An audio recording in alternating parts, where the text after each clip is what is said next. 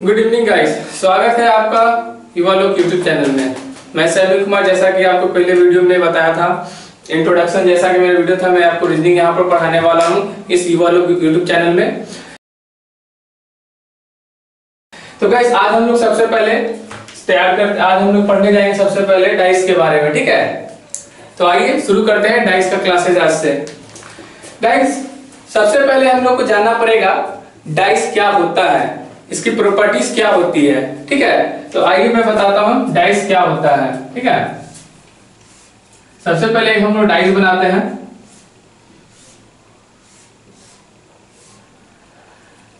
Dice मैंने बना लिया। इसमें क्या होता है, सबसे पहले जानना होता है कि डाइस में कितने जो है एज होते हैं, कॉर्नर होते हैं, कितने फलक होते हैं, ये सब जानना होगा, ठीक है। तो गाइस इसमें जो है सबसे पहले हम लोग को जानना होगा फेस। एक डाइस में फेस कितने होते हैं। तो डाइस गिनिएगा, आपने देखा होगा लूडो, बहुत बार बचपन में लूडो खेला होगा, उसके 6 सतह होते हैं, 6 फेस होते हैं, ठीक है। ऊपर नीचे और 4 अलग अगल बगल होते हैं, ठीक है, जैसे साइड होते हैं, जो कि 6 फेस होते हैं, ठीक है। एज कितने होते हैं, तो इसमें टोटल जो एज होते हैं वो 8 एज होते हैं। कैसे होते हैं, एक ऊपर का 4 होता है एज, ठीक है, सॉरी एक एज ये हो गया, एक एज हो गया नीचे का 4, टोटल 8 किनारे होते हैं, ठीक है। उसी तरह से कॉर्नर कितने होते हैं, कॉर्नर जो होते हैं टोटल जो होते हैं 12 होते हैं, ठीक है। 1 2 3 4 नीचे का और 4 पिलर होते हैं, मतलब 4 ऊपर का 4 नीचे का और 4 पिलर मान के चलिए उसको 4 कोना, ठीक है। तो टोटल जो होते हैं इसमें फेस 6 होते हैं, एज 8 होते हैं और कॉर्नर जो होते हैं वो टोटल 12 होते हैं, ठीक है। ये एक डाइस का जो होता है प्रॉपर्टी होता है, ठीक है। और इस पे सवाल कैसे पूछे जाएंगे, तो ठीक है मैं बताता हूँ, सवाल पे आते हैं, ठीक है। डाइस पढ़ने से पहले जानना पड़ता है कि डाइस कितने प्रकार के होते हैं, ठीक है। तो डाइस में आपको 2 प्रकार के होते हैं। एक होता है क्लोज डाइस, एग्जाम में जो भी क्वेश्चन पूछे जाते हैं वो क्लोज डाइस और ओपन डाइस पर क्वेश्चन पूछे जाते हैं, ठीक है। तो जैसे कि मैं बताता हूँ, सबसे पहले क्लोज डाइस से शुरू करते हैं। क्लोज डाइस होते हैं वो 2 प्रकार के होते हैं, ठीक है। एक होता है स्टैंडर्ड डाइस, एक होता है अनस्टैंडर्ड, जिसको आप नॉर्मल, साधारण या जनरल जो भी कह सकते हैं, ठीक है।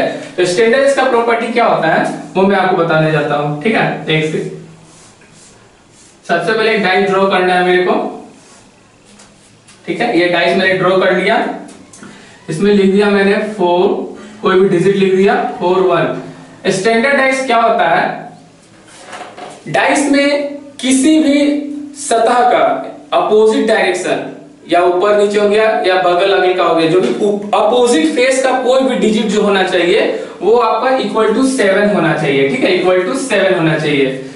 उसको हम लोग स्टैंडर्डाइज करते हैं, ठीक है। जैसे कि मान के चले ये सामने मुझे दिख रहा है, ये 4 दिख रहा है, ऊपर के फेस पर क्या दिख रहा है 4 है, तो इसके पीछे क्या होगा, ठीक इसके नीचे वाले सतह पर क्या होना चाहिए, तो नीचे वाले सतह पर जो होगा वो 2 होगा, ठीक है, सॉरी 3 होगा, ठीक है। उसी तरह से ये 5 है, तो 5 में इसके पीछे क्या होना चाहिए, ठीक है, तो यहाँ पर 2 होगा। फिर यहाँ पर 1 है, इस फेस पर मुझे 1 दिखा था, इसके पीछे क्या होगा, इसके पीछे 6 होगा, ठीक है। अब इसको हम लोग जोड़ के देखते हैं, 6 और 1 7, 5 और 2 7, 4 और ठीक इसके नीचे 3 यानी कि 7, यानी कि टोटल जो हो गया यहाँ पर जोड़ने पर किसी भी 2 सतह को जोड़ते हैं, अपोजिट डिजिट को जोड़ते हैं, किसी भी डाइस के अपोजिट डिजिट को जोड़ते हैं, उसके सम को अगर करते हैं तो फिर जाकर हमें 7 मिलता है, यानी कि इक्वल टू 7। यानी कि ये जो 7 अगर आता है तो ये पता चलता है कि स्टैंडर्ड डाइस है, यानी कि मानक, हिंदी में से बोलते हैं मानक, ठीक है, ये मानक डाइस हुआ, ठीक है। इस तरह से आपको पहले जो है एसएससी जो होते हैं इसी बेस पर जो होते हैं स्टैंडर्ड डाइस पे क्वेश्चन जो पूछे जाते थे, ठीक है। अब आजकल क्या हो गया है कि एसएससी जान चुका है कि बच्चों को ये पता है और इस पे सवाल काफी इजीली सॉल्व हो जा रहा है, तो अब ये इस पर क्वेश्चन ना पूछता है और अब इसी पर थोड़ा जो है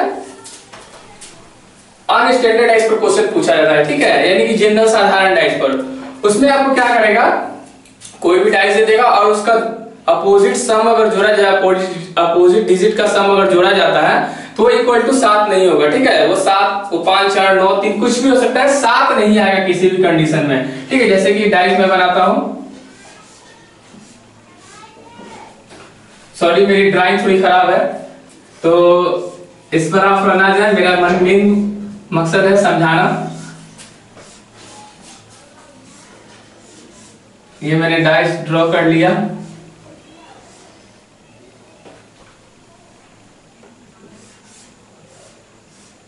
ठीक है, ये मैंने डाइस ड्रॉ कर लिया। यहाँ पर कुछ डिजिट लिख लेते हैं हम लोग, जैसे कि 3 4 3 2 हो गया, 5 4 6 हो गया। ठीक है, अब इसमें क्वेश्चन पूछ सकता है कि आपको एक डाइस दे देगा इस तरह से, और इसमें पूछ देगा किसी के अपोजिट अंक पूछ देगा। ठीक है, 4 के अपोजिट क्या हो सकता है, 3 के अपोजिट, या 5 या 6, किसी के अपोजिट आपको यहाँ पर क्वेश्चन पूछ सकता है। तो इसमें याद रखना होगा, सबसे पहले हम लोग यहाँ पर ये देखते हैं कि किसी का सम जो होता है वो 7 होता है या नहीं। पहले हम लोग को डाइस को पकड़ना है। ठीक है, कि जो डाइस है वो कैसा डाइस है, स्टैंडर्ड है या फिर अनस्टैंडर्ड है। ठीक है, इस तरह से हमको जानना होगा।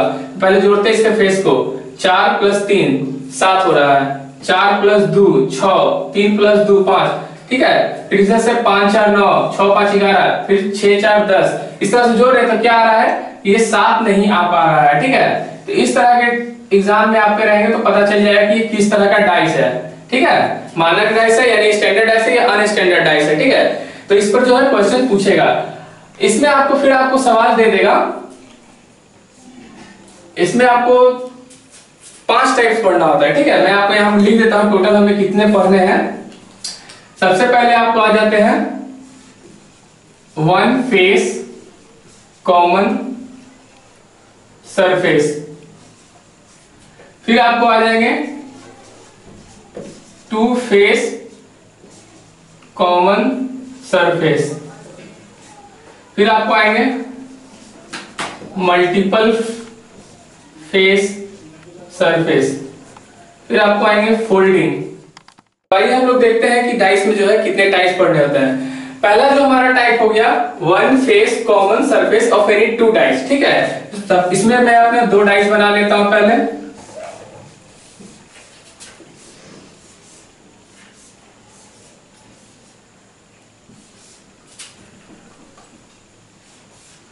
नंबर लिख लेता हूं। ठीक है, ये मैंने अपना 2 डाइस ड्रॉ कर लिया। अब इसमें देखना है क्या है, वन फेस कॉमन, ये दोनों डाइस में देखना है कि कितने कॉमन डिजिट है। ठीक है, तो पहला मैं यहां देखता हूं, इसमें 4 है, 3 है, 2 है, इसमें क्या है 5 है, 4 है, 6 है।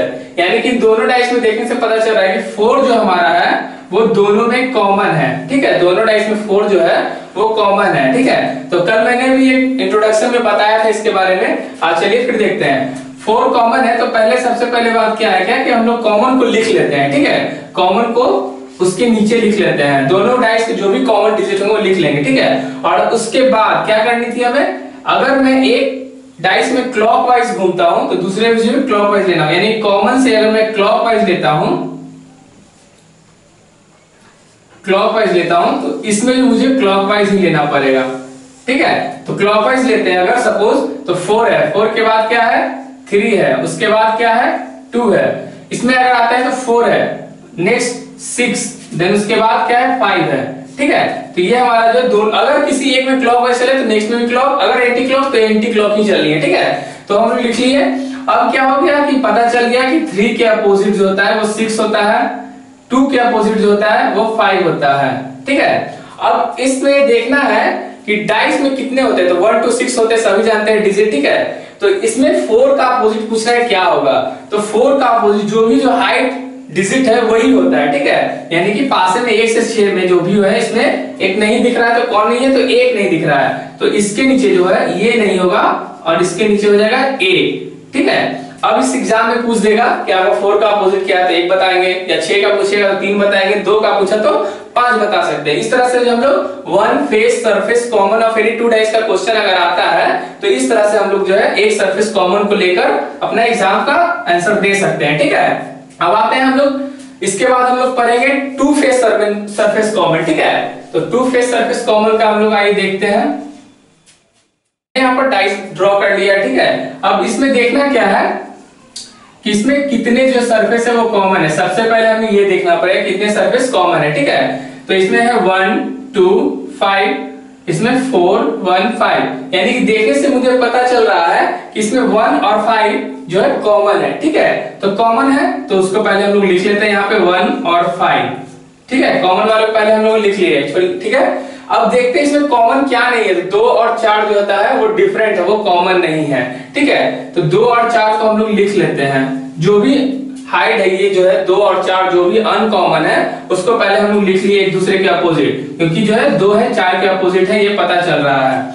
उसके बाद क्या है 1 और 5 दिख रहा है, तो 2 और 4 का तो मुझे पता चल गया कि 2 के अपोजिट 4 है या 4 के अपोजिट 2 है।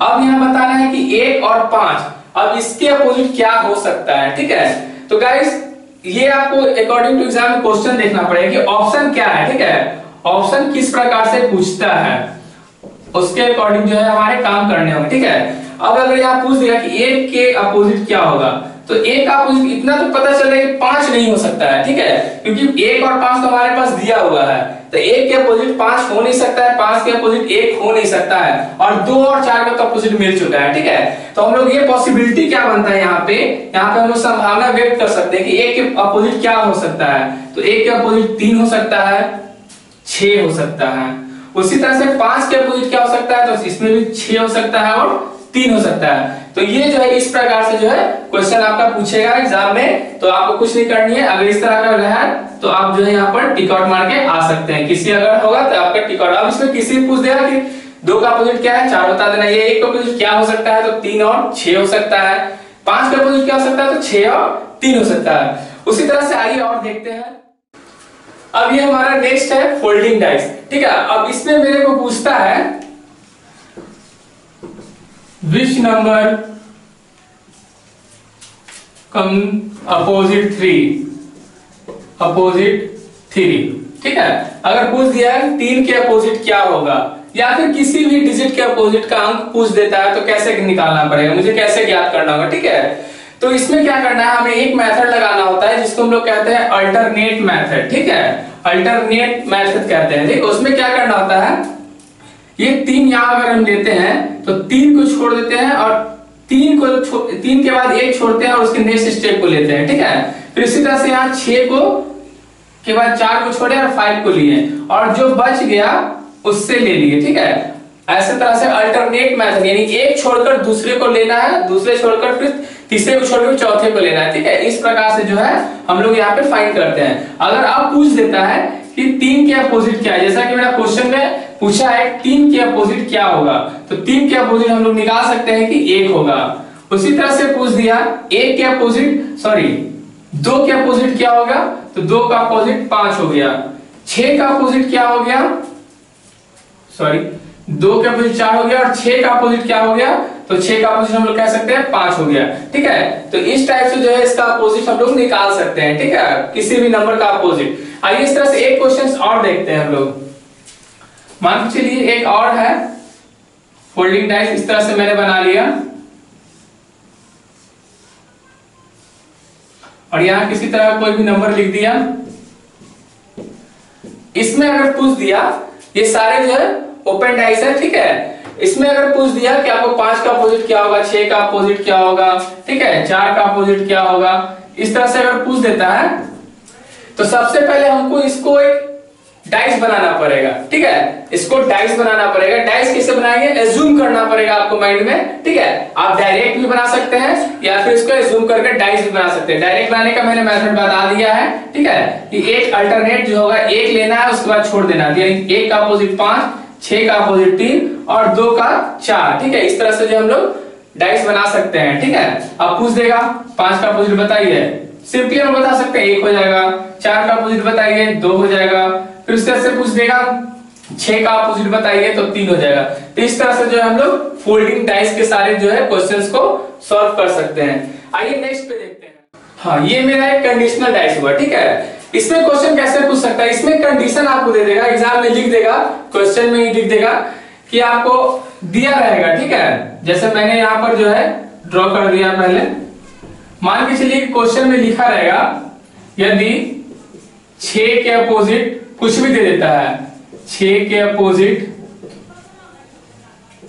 3 है। ठीक है, तो सबसे पहले एक डाइस बनाना है। ठीक है, उसमें लिख दिया 6 के अपोजिट 3 है, तो यानी कि 2 इधर हो गया, एक 5 हो गया। ठीक है, उसी तरह से कोई भी डाइस दे देगा, 4 है। अब पूछ देगा इसमें 6 के अपोजिट 3 है, लिखा रहेगा 6 के अपोजिट 3 है। सबसे पहले अज्यूम कर लेना है मेरे को 6 के अपोजिट 3 होगा। ठीक है, उसके बाद जो है सबसे पहले कॉमन देखना था मुझे, सॉरी कॉमन देखना था। कॉमन इसमें देख लेना क्या है, तो कॉमन है 2, तो लिख लेना है 2। और जैसे कि मैंने बताया क्लॉकवाइज जाना है तो क्लॉकवाइज जाएंगे 2 6 5। इसमें क्या है 2 3 4। अनफॉर्चुनेटली ये तो कॉमन ही मेरा मिल गया, 6 के अपोजिट 3 ही, जैसा कि वो बताया था कि 6 के अपोजिट क्या है 3 है। तो ये डिजिट ही खैर मेरे अनफॉर्चुनेटली आ गया ऐसा 3। लेकिन अगर एग्जाम में अगर ऐसा नहीं आता, अगर यहाँ पर कुछ और कह देता कि 4 है, ठीक है, उस तरह से ये चेंज हो जाता, ठीक है। मान के चलिए कोई भी डिजिट ऐसा रहता कि यहाँ पर ये ना आता कोई और होता, तो उसमें आपको बनाना पड़ता है। इसलिए 6 के अपोजिट वो दिया हुआ है 3 है, बाकी आपसे पूछ देगा कौन है, ठीक है, तो वो आपको निकालना पड़ेगा। तो यहाँ पर पता चल गया कि 6 का अपोजिट 3 है, 5 का अपोजिट जो है 4 है, ठीक है, और 2 का अपोजिट जो क्या होगा, तो एक यहाँ पर जो हाइट है, यानी कि एक जो हमारा हाइट रहता है वो लिख देनी होती है, ठीक है, बिठाकर एक को लिख देनी होती है, जिससे पता चल जाएगा क्या कि 2 के अपोजिट आपका 1 है, ठीक है। आप किसी का ही पूछ दे, 6 का अपोजिट 3 दिया हुआ है और पूछ देगा कि 5 का अपोजिट क्या है, 4 का अपोजिट क्या है, तो जो है आसानी से हम लोग दे सकते हैं कि 5 का अपोजिट 4 है, या 4 का अपोजिट 5 है, या 3 का 6, या 2 का 1, ठीक है। इस तरह से जो है हमारे कंडीशनल डाइस के क्वेश्चन जो है वो सॉल्व किए जा सकते हैं, ठीक है। तो गाइस इतने सारे जितने मैंने बताए आज, इतने सारे जो है डाइस से रिलेटेड क्वेश्चन एग्जाम में पूछे जाते हैं, ठीक है। अब इसमें आपको जितने भी सारे क्वेश्चन मैं कल के डेट में जो है इस पे बेस कुछ अच्छे से क्वेश्चन जो है जो एग्जाम में बार बार पूछे जाते हैं वो मैं क्वेश्चंस कल में कराऊंगा, ठीक है। तो आज के लिए फिलहाल इतना ही, गुड बाय, बाय बाय।